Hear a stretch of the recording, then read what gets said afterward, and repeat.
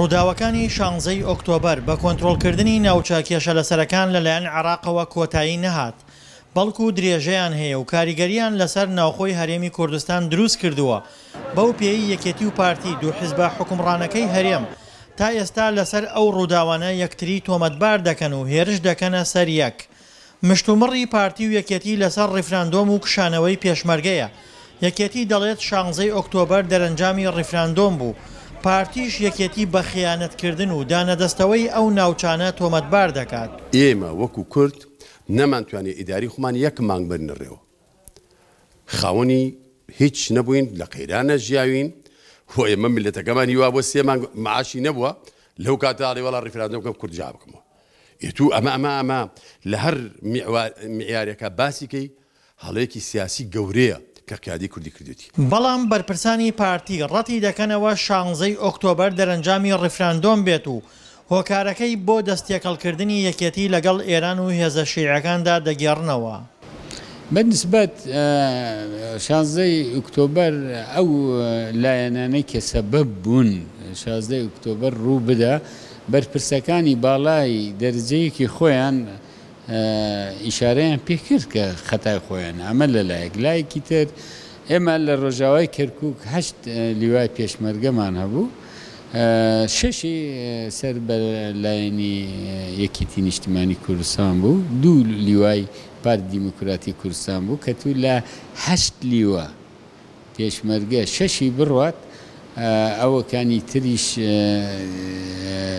بەشێوی تێکەوێ و ئێمە وەکو پارتی دیموکراتی کوردستان و پێشمەرگەکانی لە پردێ هەمان محور ڕۆژاوای کەرکووک سەنگەری خۆمان ئەوش کە هەر ڕۆژاوای کەرکووکە دامەزراند کە لە 20 ئۆکتۆبەر تەما هات بۆ ئەوەی هەولێری پایتەختی کوردستان داگیر بکرێتن و لەوێشەوە گشت کوردستان.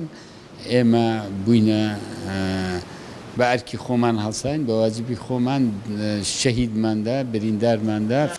لە بەرامبەردا بەرپرسانی یەکێتی دان بەوەدا دەنێن پێشمەرگیان لەو ناوچانە کێشاوەتەوە و دەڵێن گەر شەڕیان بکردایە دەرەنجامی شەڕەکەش هەر شکست دەبوو. کشانەوەکی بەڕاستە لە مەرحلەکە کە زانرا، ینی ڕاستە تا ئاگدار کەرانەوە تاکو پیان گەیشت ئێمە زیاد لە 200 شەهیدمان بوو، زیاد لە 300 بریندارمان بووە. ئەوە زۆر بەداخەوە سەری ڕێز بۆ شەهیدەکان دانوێنین، بەڵام ینی کە بریارەکان خۆ بریار لەلایەن کێوە دراوە کە ساحب کرێتەوە. دیارە قیادی پێشمەرگە زانی ئامادەکاری لە ڕووی مێشکیوە، لە ڕووی فکریوە، لە ڕووی چەک و تەقەمەنیوە، لە ڕووی نابرابەریوە و لە ڕووی ئەوە کە ئێمە ئەم هێزانەمان ئامادە کردو بۆ ئەوەی کە ڕەبیەمان داناوە بۆی کە داعش دزەنەکەمە ناو شارەکە، تو ئامادەت نەکردەوە بۆ شەڕی دیفاعی. تا پێش 16 ئۆکتۆبەر کورد دەسەڵاتی تەواوی بەسەر کەرکووک و ناوچەکانی تردا هەبوو، بەڵام دوای ئەو بەروارە کورد هەموو شتی لەدەستدا و هاوکێشەکە بەلای عێراقدا شکایەوە. بەتاکید 16 ئۆکتۆبەر هەموو شتێکی سەر و خوار کردەوە، هەمووی قڵپەوە کرد. ڕووداوێکی گەورە بوو ڕوویدا کە هیچ کوردی لە قیمەی دەسەڵات وێنەیە خوارەوە. ئەمە بۆ ڕوویدا و چۆ ڕوویدا چێ بەرپرسە و ئیشی من نێوە، کەسی تر هەر کەسە ڕێی خۆی وجە نەزەری خۆیەتی، بەس بەڵێ نقطەی تەحویل ئەساسیە. ئەگەر بە تۆ بڵم ئێستامان باشترە لە پێش 16 لە ئێستامان زۆر خراپە، هەموو کەسەوە حەقەتە ئازانێ. کوردەکانی ناوچە کێشە لەسەرەکان نیگەرانن لەو دۆخەی کە دوای 16 ئۆکتۆبەر لە ناوچەکانیان هاتووەتە ئاراوە. وەڵای 16 ئۆکتۆبەر شتێ بوو زەرەرمان کرد ئێمە لەو حاڵەیە، لەبەرەوەی هەموو شتێ بەدەست خۆمان بوو، ئێمە سەربەرز بوون. ئێستاکانە کابرایە دێ لە خوار وڵاتەوە هاتووە کەس نایناسێ حکوم دەکات تێگەی.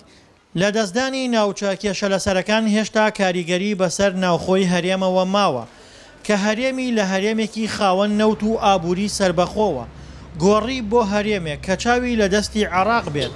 ئەمە جگەلەوەی نێوماڵی کوردی لە ناوخۆی هەرێم تێکدا و تا ئێستاش لایەنەکان لەسەر ئەو ڕووداوانە یەکتری تەخوین دەکەن. دڵشاد ئەنوەر، دەنگی ئەمریکا، کەرکووک.